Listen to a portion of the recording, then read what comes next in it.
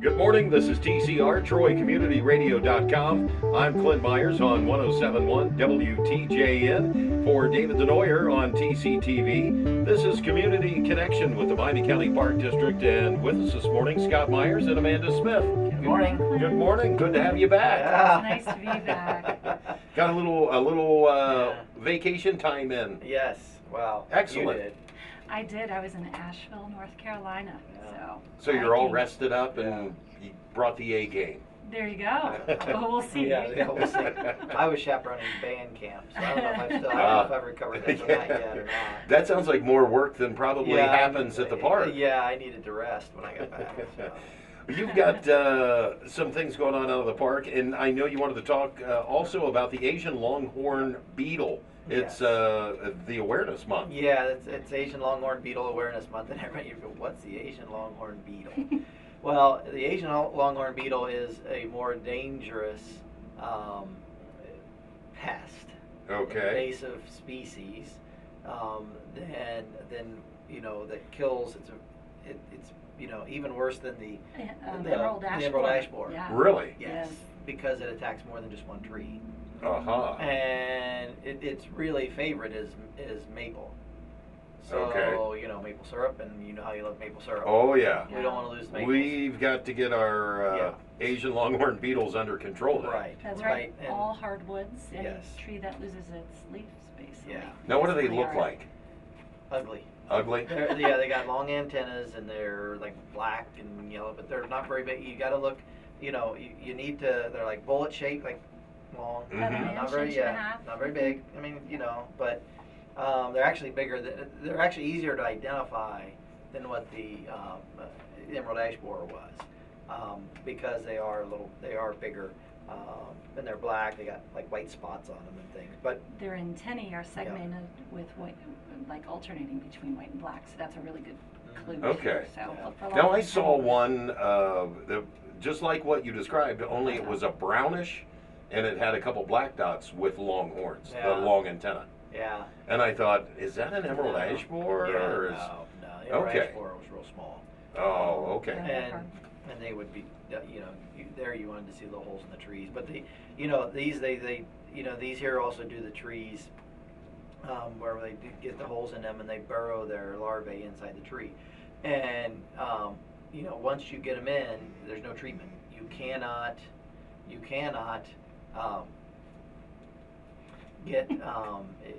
You're not able to save the tree. Okay. Much like the ash borer, and so they've been pretty well contained so far down in Claremont County.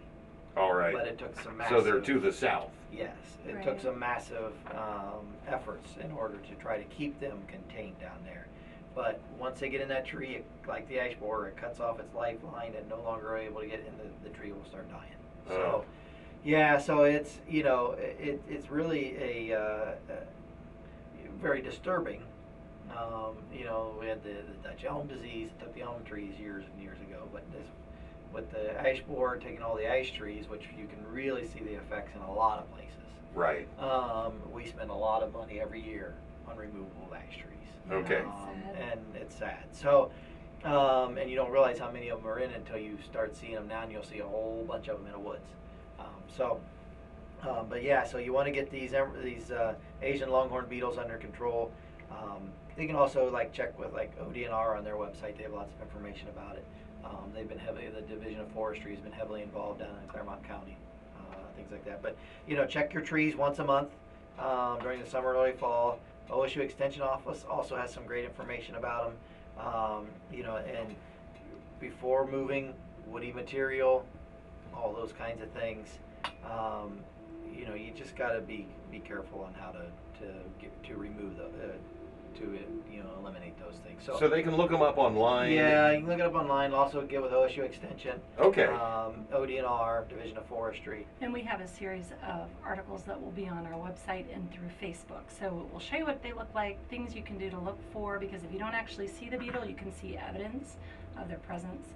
And I think the only way they're containable in that they cut down the affected tree, and what is it, there's a wide range of trees they have to take down. Right, and so basically if they find them somewhere, they'll just take down all the trees around them. Oh, okay. Yeah. That's, That's yeah, That's Because not a they good can't- thing. And they can't. It's not like they can fly from one tree and then go. You know, in order just like in order for them to be, you know, to transport it into the, they need to, the wood, infested wood needs to be brought into here.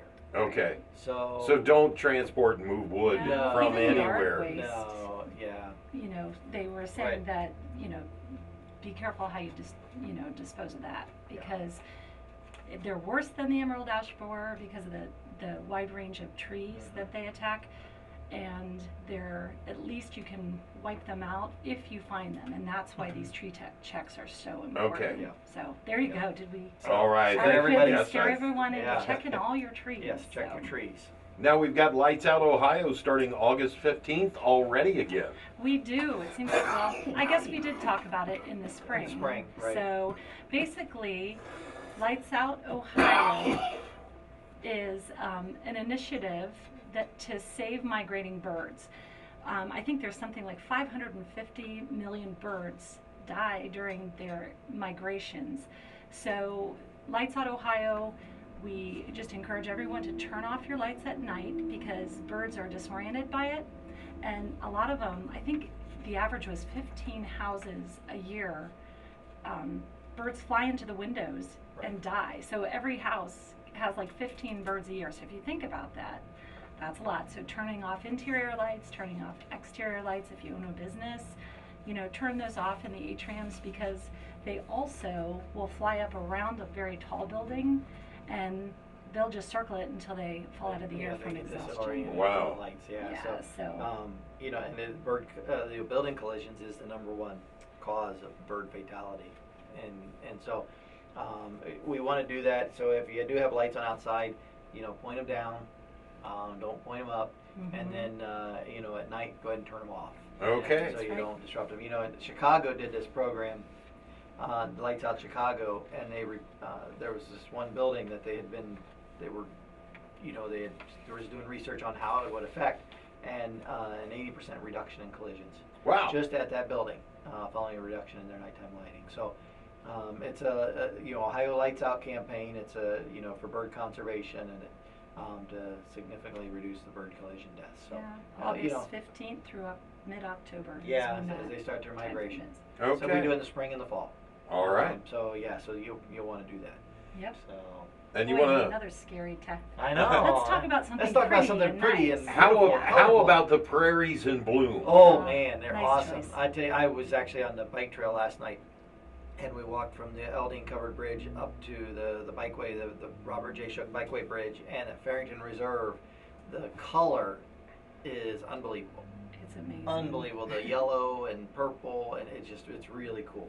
So it's really neat there, and in most of our prairies right now, the you know, you're starting to get those late summer blooms, the purple cone flowers and everything are starting to really pop. So black-eyed Susans are coming.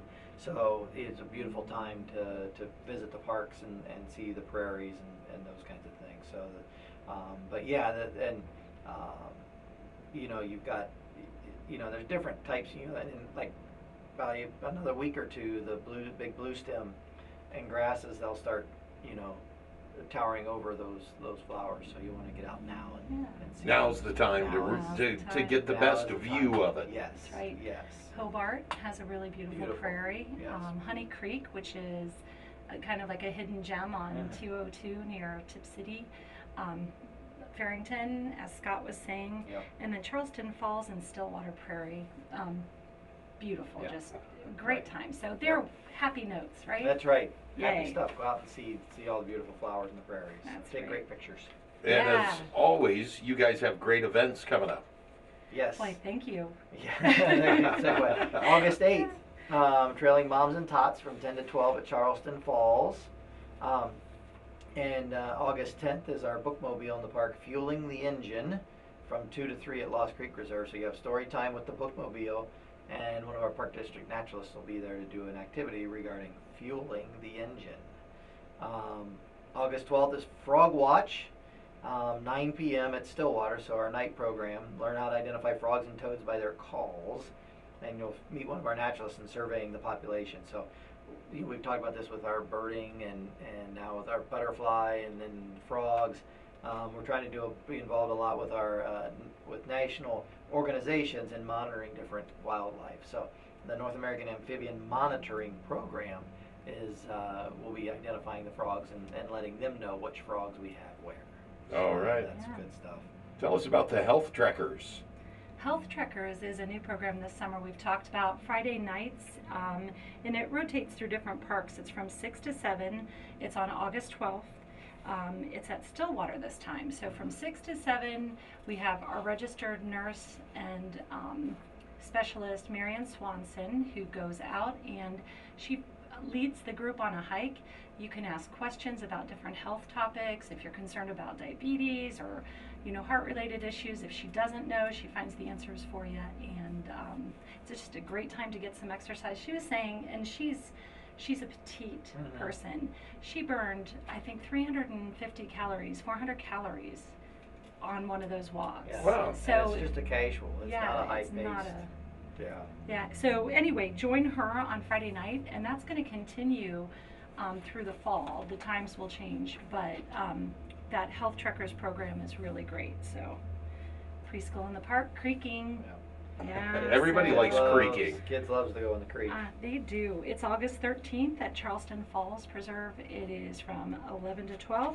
And basically you just join Park District Naturalist Gecko Jody, and you play in the shallow end of the creek. You have a story time, and you get to go out and do an Of activity. course, right now and most hike. of the creek is pretty shallow right now. Yes. I wonder if they'll find, remember when the kids Oh, yeah.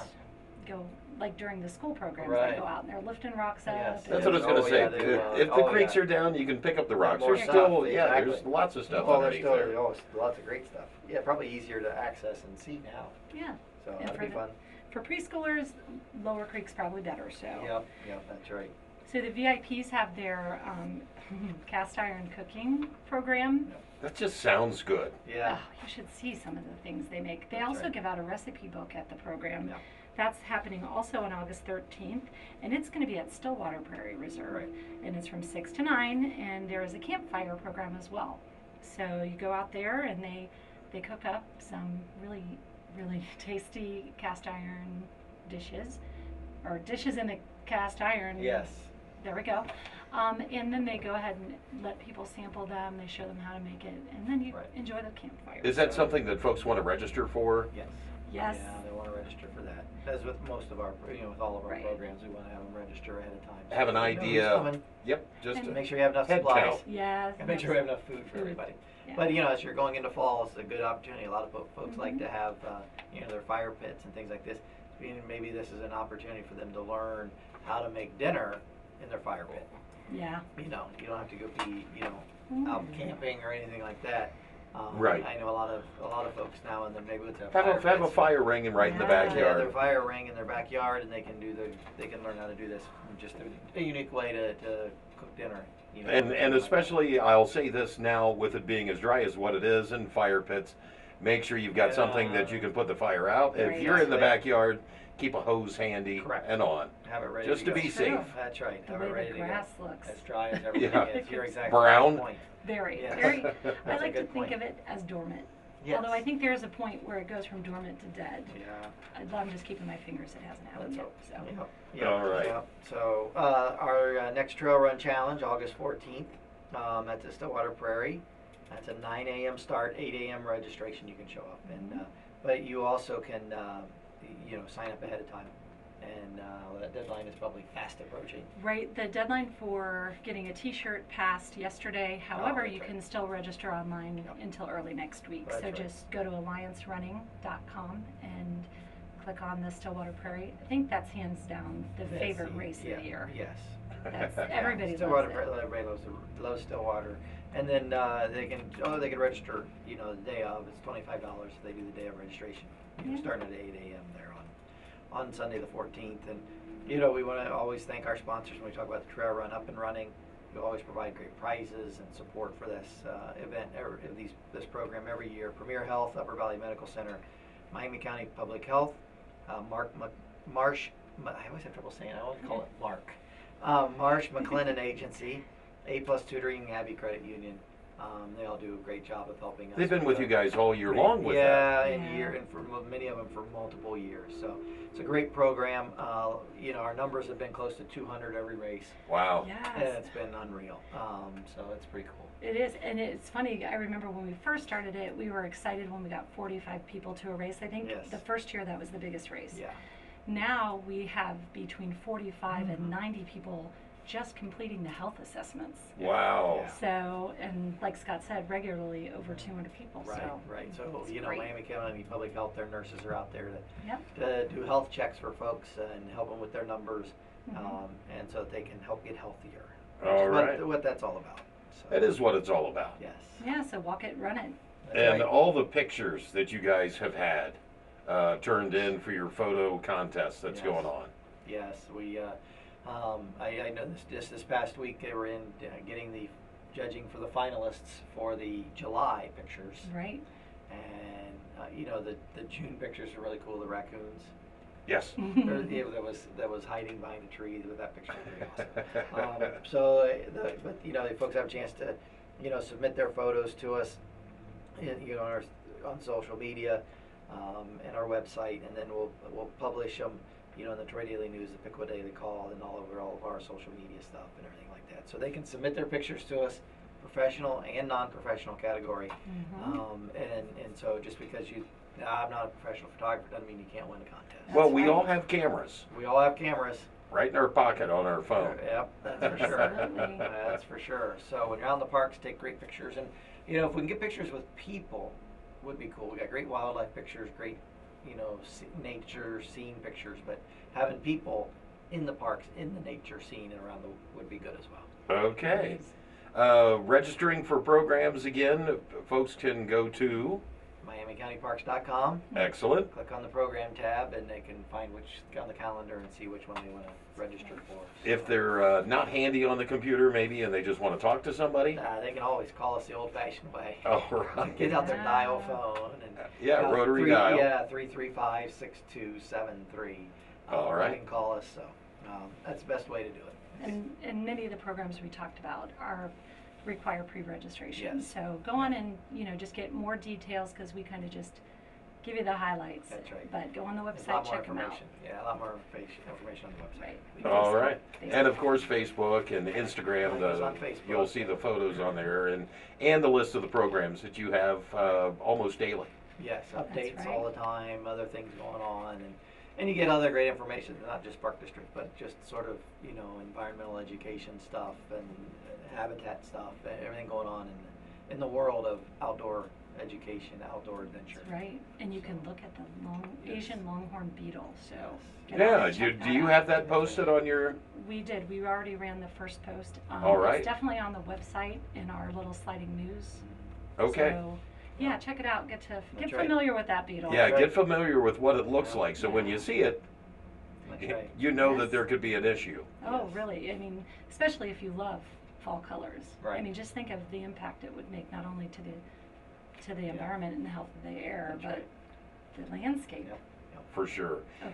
Anything else you'd like to add in this morning? You know, I should have brought my trophy. We were talking about it before we went on the air. Oh. You know, because I haven't been on since. I know That's right. Stephanie was on. You know, but yeah, we haven't been on since the Park District beat the city of Troy in the Canoe. in our The canoe warrior. or warboat regatta or whatever they. You know, they gave us a great trophy and everything. It was pretty cool. It was actually a lot of fun, and we do appreciate.